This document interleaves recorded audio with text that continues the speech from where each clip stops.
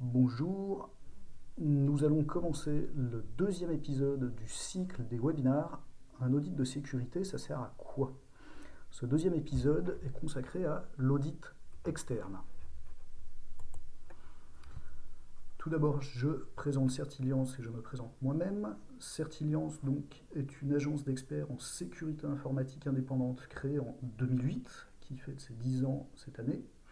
Certiliance accompagne les grands groupes et les entreprises de l'Internet dans la mise en place de solutions offensives et défensives de cybersécurité. Certiliance a trois grands métiers. Le premier qui est l'audit de sécurité, ensuite l'intégration et l'infogérance. Certiliance a développé deux solutions en interne. La première, CertiAware, qui fait de la sensibilisation. Une partie qui peut lancer des campagnes de phishing. Deuxième partie, d'e-learning. La deuxième solution développée s'appelle CertiLink, qui est une solution de sécurisation des flux, des accès Internet et des connexions intersites. Moi-même, Kevin Denis, responsable du pôle audit, ça fait 18 mois que je suis arrivé chez Certiliance et mon rôle consiste à gérer l'équipe d'auditeurs de sécurité. Je planifie et je suis les audits qui sont commandés et j'assure le suivi technique des projets. Comme je disais au début, ce webinar rentre dans un cycle de webinars. Nous avons 7 webinars. Vous pouvez les retrouver sur la chaîne YouTube Certiliance. Donc vous voyez le lien qui est là. Vous aurez la présentation, vous pourrez directement cliquer dessus. Et le premier webinar que nous avons déjà fait, c'était un audit de sécurité. Pourquoi? Il répondait à ces questions. Pour le résumer, nous constatons, et vous pouvez le constater également, que les cyberattaques augmentent aujourd'hui. On entend de plus en plus parler, ça devient de plus en plus prégnant. Donc il y a une nécessité qui se fait, qui est d'adapter sa défense. Pour adapter sa défense, l'important c'est de bien connaître l'attaquant et bien se connaître également. Si ces sujets vous intéressent, cliquez sur la chaîne YouTube, vous aurez le premier webinaire qui reprend tous ces points. Aujourd'hui donc, nous allons parler de l'audit externe. Avant de démarrer l'audit, je reprends une définition de Wikipédia parce que je la trouve vraiment intéressante, qui est qu'est-ce qu'un audit? Wikipédia indique un audit est une expertise professionnelle effectuée par un agent compétent et impartial, aboutissant à un jugement par rapport à une norme sur les états, le contrôle, l'organisation, la procédure ou une opération quelconque d'une entité. Les mots importants, les mots intéressants à se souvenir, c'est vraiment une expertise, un agent compétent et impartial qui aboutit à un jugement. C'est-à-dire il y a une personne qui va regarder effectivement un périmètre, qui va donner un jugement sur un professionnel.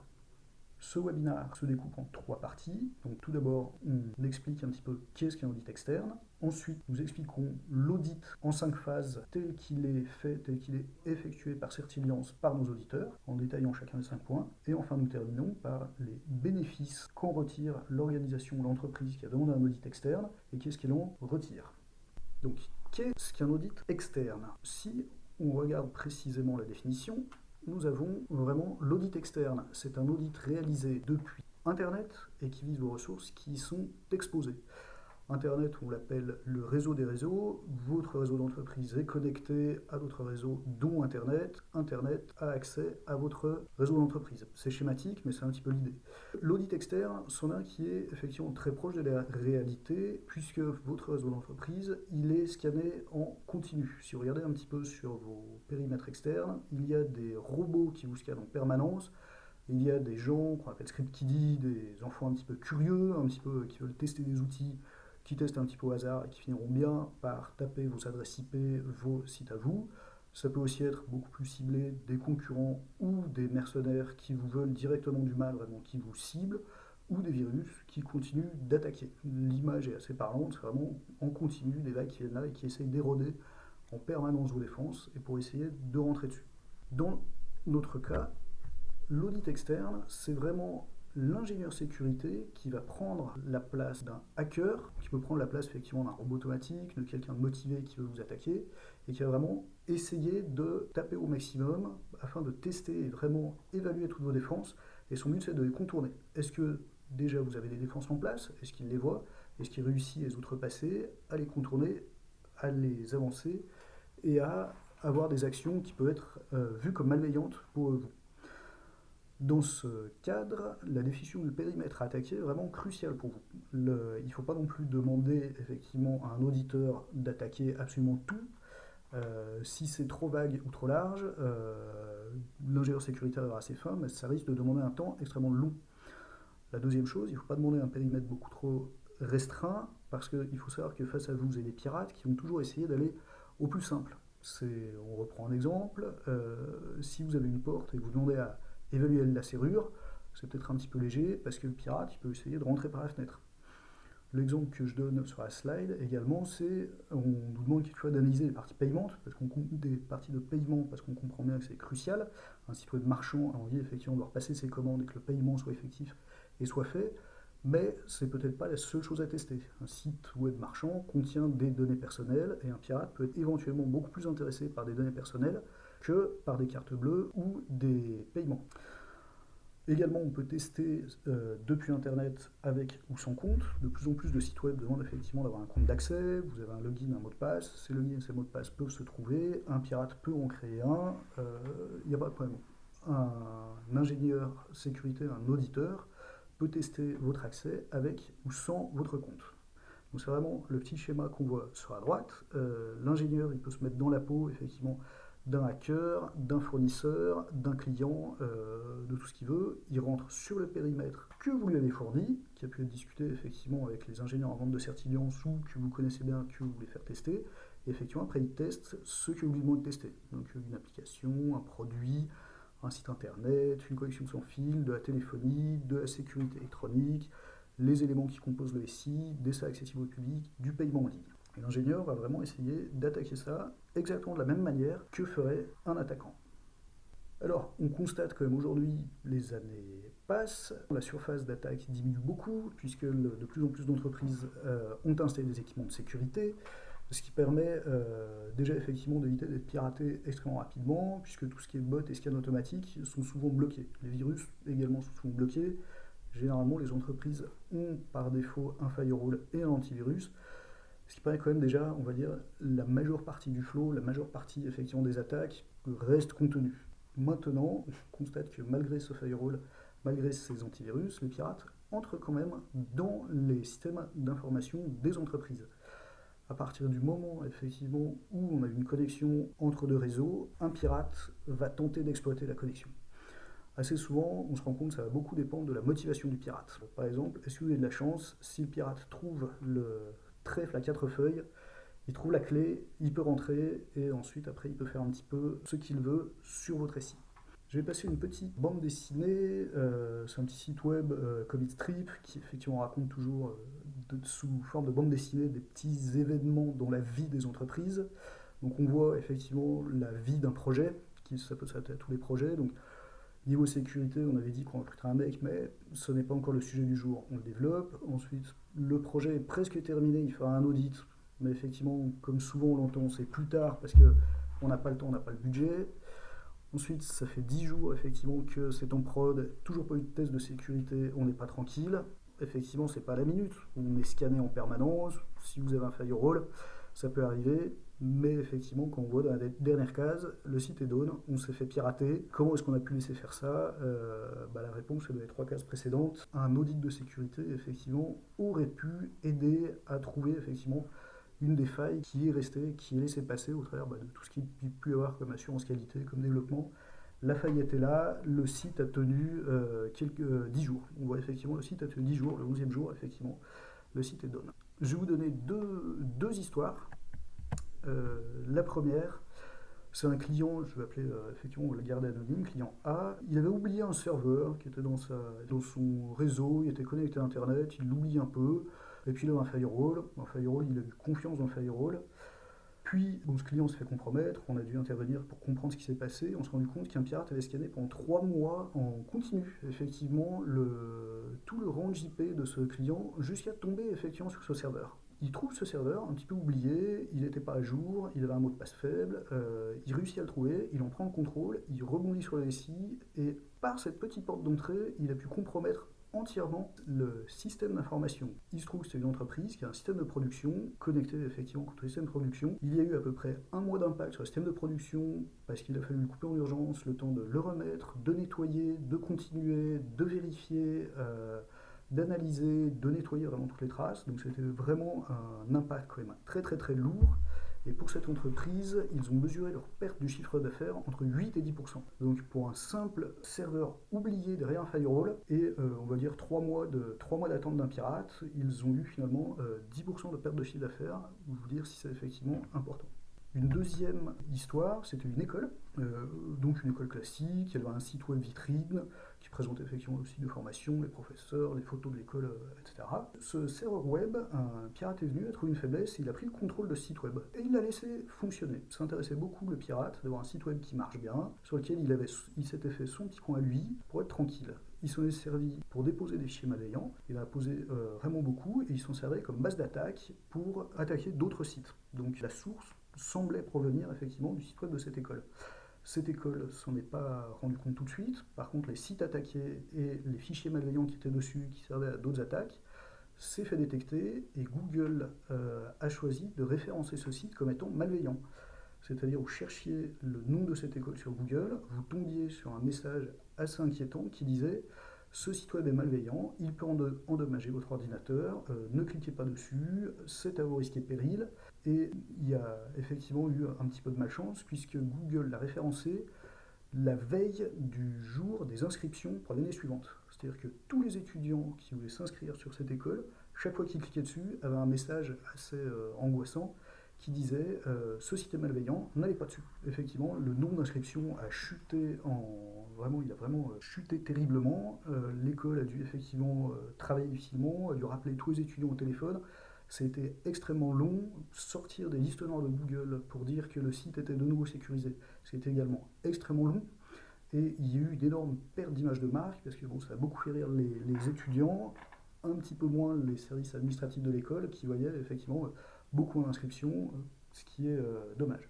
Encore une fois, c'était juste un site web qui a une faille de sécurité, qu'un pirate a réussi à exploiter, et ça provoque des conséquences assez importantes.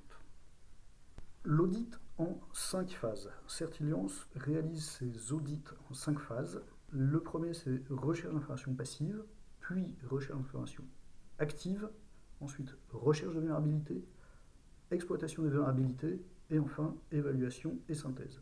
Dans cette partie, nous allons revenir sur chacune de ces phases pour expliquer comment elles sont menées. Première phase, recherche d'informations passive. C'est une phase totalement transparente. Nous n'avons aucun contact avec le système d'information cible. Nous recherchons toutes les fuites d'informations involontaires du périmètre de la cible. On peut vraiment dire on mesure l'exposition de la cible sur Internet.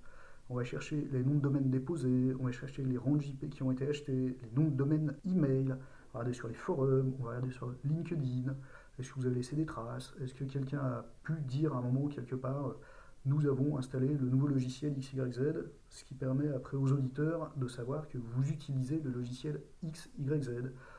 Ou de dire par exemple un témoignage, nous avons installé une série de Mac, nous savons que votre entreprise aura des Macintosh. L'important c'est effectivement, nous n'avons absolument aucun contact avec la cible, avec le périmètre. C'est vraiment une recherche sur toutes les traces qui ont été laissées au cours de la vie d'entreprise sur Internet. Beaucoup de Google, beaucoup de recherches, des outils comme Shodan. On va regarder par exemple dans les bases de mots de passe. Vous savez, il y a des sites qui se sont fait voler leurs bases de mots de passe comme LinkedIn, Yahoo. On va regarder si certains des employés de votre entreprise n'étaient pas sur LinkedIn ou sur Yahoo pendant la fuite de mots de passe. On va récupérer les bases, voir si ce sont des mots de passe qui peuvent être utilisés, réemployés. C'est vraiment totalement passif, vous ne voyez absolument rien de cette phase. Un antivirus, un firewall, techniquement, vous ne pouvez pas être protégé puisqu'on cherche tout ce qui s'est passé précédemment pour vous. À l'opposé, en complément plutôt, sur la deuxième phase, nous avons une recherche d'informations active. Donc là, nous commençons vraiment un premier contact avec le système d'information de la cible. Nous commençons, pour parler techniquement, on commence à envoyer des paquets réseau vers vous, sur la destination. Et on essaye effectivement d'avoir une cartographie assez précise du système d'information que nous visons, que nous ciblons. On utilise des outils de scan, il y a beaucoup, il y a des outils sur Internet, on a nos propres outils qu'on lance, on a une infrastructure qui est dédiée à ça. Vraiment, donc on lance, c'est pas encore vraiment des attaques, on cherche vraiment à acquérir le maximum d'informations pour avoir une vision la plus précise et la plus proche de la réalité d'autres infrastructures. Cette fin de phase 2, on essaye idéalement d'avoir un petit schéma, comme vous pouvez voir sur la droite, où effectivement on voit, on se rend compte donc le petit bloc terrestre, ça symbolise Internet, et on voit, tiens, effectivement, vous avez un premier routeur d'accès qui est 202.85, etc. Le routeur, il redirige, je vais prendre ma souris que vous devez voir, donc on a détecté effectivement que vous utilisez un firewall checkpoint, donc on sait déjà que si on veut attaquer le service derrière, il faudra contourner le firewall checkpoint, et on se rend compte qu'il y a une première DMZ, on dit tiens effectivement il y a un service Windows, il y a un service, c'est Red Hat, donc c'est un service Linux, vous avez une deuxième partie réseau avec des Windows, un serveur de mail, une base de données, on essaie de voir, on se rend compte qu'il y a des clients qui peuvent se connecter effectivement sur votre infrastructure. Donc on essaye vraiment d'avoir un plan de réseau, un schéma de réseau, une liste des filtres associés, la liste des services pour permettre à l'auditeur d'avoir vraiment la vision la plus précise effectivement de votre exposition sur Internet. Et il commence à avoir les premières idées, il va avoir les premiers, ça va vraiment être premier test qui va lui permettre de rentrer effectivement sur votre réseau pour tester, évaluer vos défenses. La phase 3, on rentre vraiment effectivement dans le cœur du sujet, on cherche les vulnérabilités. On utilise des méthodologies, donc il y a la méthodologie OWASP qui est dédiée effectivement aux applications web, il y a la méthodologie OSSTMM qui est une autre méthodologie qui sert à tester la sécurité des systèmes open source. Et c'est un premier contact un petit peu plus agressif, c'est-à-dire on va creuser un petit peu, essayer de générer peut-être un ou deux messages d'erreur pour avoir encore un petit peu plus d'informations. Et à l'image effectivement que vous voyez sur la droite, on parcourt toutes les bases de vulnérabilité connues, puisque si on détecte que vous utilisez un service qui a déjà une faille de sécurité, on va essayer de la rejouer, on va essayer de prendre le contrôle des services. L'idée effectivement c'est de trouver le plus rapidement les failles techniques qui impactent potentiellement votre système d'information. Donc on regarde, on extrait des bannières, on extrait des versions, on regarde les services disponibles, et ensuite on regarde rapidement sur ce qui existe déjà. On se rend compte que rien qu'avec des failles existantes, on arrive déjà à rentrer assez souvent sur des systèmes d'information, sans avoir forcément à chercher particulièrement ou à faire des choses. Donc uniquement avec cette phase de recherche, les ingénieurs sécurité réussissent à rentrer. Nous avons ensuite, suite à cette phase effectivement de vulnérabilité que nous avons joué, juste avant effectivement ça, voilà par exemple les recherches de vulnérabilité qu'on a. Par exemple, le serveur XXX, son adresse IP, donne la possibilité d'accéder à l'interface d'administration du site avec les accès Tomcat. Donc effectivement, on a la référence qui est de l'OWASP, donc c'est effectivement un weak password, c'est-à-dire un mot de passe faible. Et nous considérons que l'impact forcément est critique puisque ça facilite les gestions de privilèges. C'est-à-dire que vous avez un site web, son interface d'administration est disponible avec un mot de passe par défaut. Les auditeurs sécurité savent en tirer parti, bien évidemment. Ensuite, il y a une deuxième faille, une deuxième vulnérabilité qui est expliquée ici, c'est la vulnérabilité Eternal Blue, qui est une vulnérabilité critique sur tous les Windows, quels qu'ils soient, depuis Windows XP jusqu'au dernier Windows 10, qui a été dévoilée en 2017, qui a aussi toute une histoire, qui à la base était un outil de la NSA, qui s'est retrouvé sur Internet, qui a été récupéré, transformé et réutilisé par tous les pirates du monde qu'on a effectivement dans notre trousse à outils. Et on se rend compte effectivement dans cet audit qu'un serveur sur Internet était vulnérable à cette faille, ce qui a permis à l'auditeur d'en prendre le contrôle sans aucun problème. La faille existe, il la joue, il prend le contrôle du serveur. Nous arrivons en phase 4, qui est l'exploitation des vulnérabilités, où là vraiment c'est la finalité technique du test de l'audit intrusif. Cette exploitation des vulnérabilités, le but d'un audit de sécurité, c'est pas juste prendre le contrôle d'un serveur. Enfin, à partir du moment où on a le contrôle d'un serveur, on peut faire un petit peu tout ce qu'on veut. Mais l'auditeur va chercher effectivement ce qu'on appelle les actifs d'entreprise, ce qui a été demandé effectivement par l'audité, savoir est-ce que l'auditeur a accès, par exemple, à ma base utilisateur, ma base de prospects, par exemple, à partir du site web. Donc là, l'auditeur va vraiment chercher, il va essayer de rebondir d'infrastructure d'information pour aller le plus profondément, le plus loin possible, et continuer d'avancer, continuer de progresser comme ça. Comme j'indique sur la slide, il y a un rebouclage éventuel en phase 3 si on découvre des nouvelles cibles, puisque assez souvent on passe par Internet, l'auditeur de sécurité contourne le firewall, prendre le contrôle total d'un serveur, et à partir de ce serveur, il essaye de se déplacer latéralement sur les autres serveurs, prendre le contrôle également pour progresser un petit peu dans le système d'information et voir s'il n'y a pas des choses intéressantes, s'il n'y a pas effectivement des mines d'or à récupérer qui pourraient intéresser un pirate ou qui pourraient causer du tort si effectivement elle venait à disparaître ou à fuiter sur Internet. Enfin, la finalité, la fin effectivement de l'audit de sécurité, c'est la synthèse. Donc l'auditeur rédige un rapport, il replace chaque vulnérabilité, il la remet vraiment dans le contexte, dans le principe. Par exemple, s'il prend le contrôle d'un serveur total qui ne sert à rien, qui ne lui donne pas d'autre, ce sera une vulnérabilité mineure. Par contre, s'il prend effectivement partiellement la main sur le serveur, mais qui lui permet de lire votre base de données, il va la classer en critique. Donc vraiment, il évalue chacune de ces vulnérabilités, il les trie, il les classe, il leur donne un rang, une criticité, une facilité d'exploitation également. Est-ce que la vulnérabilité était facile à exploiter ou est-ce qu'elle a été difficile à exploiter? Et en face de chaque vulnérabilité, la deuxième partie du rapport, ce sont les préconisations. C'est-à-dire l'auditeur de sécurité, il va vous donner des préconisations adaptées sur la manière de combler ces failles, dans, si effectivement c'est trop compliqué, d'en minimiser effectivement l'impact, de la contourner, de l'annuler. Et les préconisations, ça peut être multiple, donc corriger, mettre à jour, ajouter un firewall, déplacer effectivement un serveur, segmenter les réseaux. Et ce rapport est soutenu devant une restitution sur le client avec un PowerPoint dans lequel il y a un échange où on peut effectivement échanger autour des vulnérabilités et des préconisations. Je vous montre une préconisation. Donc vous avez effectivement le même tableau avec par exemple ici une demande qui est segmentation du réseau. Dans le cas d'espèce, l'auditeur a réussi à prendre la main sur le serveur et puisqu'il avait franchi le firewall depuis le serveur, a eu accès à tout le SI complet sans absolument aucune limite et sans autre segmentation. Et donc effectivement, il indique cette segmentation, il demande un filtrage entre différents réseaux paraît nécessaire. Cela peut empêcher une crise virale de se propager sur l'ensemble du réseau, mais aussi ralentir la progression d'un attaquant et accroît donc le niveau de sécurité global. La couverture, effectivement, pour protéger c'est partiel, la mise en œuvre est moyenne et le coût est moyen. Alors, quels bénéfices, effectivement, on en retire? Que vraiment retire-t-on d'un audit? On en retire une photographie à un instant T du niveau de sécurité d'une partie de ou toute l'infrastructure vue par Internet. Donc une partie de ou toute, ça dépend effectivement du périmètre que vous avez donné à l'auditeur. Si vous avez donné à auditer un site web uniquement, vous avez la photographie instantanée du niveau de sécurité de ce site web, ou si vous donnez effectivement toutes les adresses IP que vous avez sur Internet, vous les avez.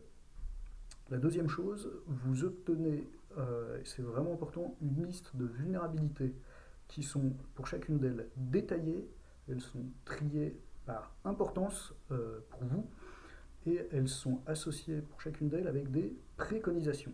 Je préfère dire quelque chose, effectivement, un audit ce n'est pas une garantie, ce n'est pas une assurance, ce n'est pas parce qu'on a fait un audit qu'on est invulnérable. Non, un audit, effectivement, met en valeur toutes les vulnérabilités qu'un auditeur de sécurité peut détecter, peut trouver sur un périmètre donné et dans une durée donnée. Un audit, effectivement, c'est pas une fin en soi. Ça reprend cette idée, c'est pas on a fait un site web, on fait un audit. Souvent, effectivement, un audit, il faut plus voir ça comme étant un point de départ qui permet d'évaluer un niveau de sécurité. Puisqu'avec l'audit, vous avez des préconisations à mettre en œuvre, effectivement, pour relever votre niveau de sécurité. L'important, c'est de connaître les trous les plus gros, comme dans un barrage, effectivement, pour contenir effectivement tous les flots. Vous connaissez les trous les plus gros, vous savez quand les boucher, et ça permet effectivement de monter et vraiment d'élever votre niveau de sécurité. Un audit doit entrer dans le cycle et dans le processus de sécurisation. On dit effectivement souvent la sécurité, c'est pas un objectif, c'est pas un but. La sécurité, c'est vraiment un processus. On voit effectivement une roue de Deming sur la droite, toujours plan, do, check, act. L'audit, effectivement, il n'est absolument pas là pour pointer du doigt, dire effectivement ça ne va pas. Il est vraiment fait, et il est vraiment là, et son but, c'est fait de manière objective, totalement impartiale, et le but, c'est de s'améliorer. Donc dans votre route Deming, effectivement, dans la montée de la qualité, il faut absolument qu'il y ait des audits de sécurité pour valider effectivement votre sécurité et pour travailler derrière, pour continuer d'avancer et continuer de monter. On en a fini effectivement avec l'audit externe vu par Certiliance. Comme je vous disais, ce webinaire rentre dans un cycle de webinaires. Voilà les prochains webinaires. Donc aujourd'hui, 5 juillet 2018, nous avons vu l'audit externe. Nous enchaînons les suivants. Donc septembre, au mois d'août, on fait relâche, effectivement. En septembre, il y a l'audit interne qui a présenté vraiment les deux grands types d'audits. Le premier qui est un visiteur malveillant, quelqu'un qui aurait accès effectivement à un câble qui traîne, qui se branche dessus et voir à quoi il a accès, et l'employé ou le stagiaire malveillant, quelqu'un qui a un premier, qui a un login et un mot de passe qui vont permettre de rentrer effectivement sur votre réseau. Ensuite, audit Wi-Fi et audit IoT. Donc aujourd'hui, tout le monde utilise du Wi-Fi, c'est important de l'auditer. Puis tout ce qui est effectivement IoT, que ce soit aussi bien le biode, l'Android, tout ce qu'on peut amener, puis tous ces nouveaux petits équipements qui se branchent sur le réseau.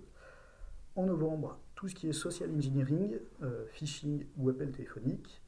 Décembre, la réponse à incident. Et 2019 en janvier, pour clore ce cycle, comment former les équipes et pérenniser effectivement ce qui était appris dans les audits.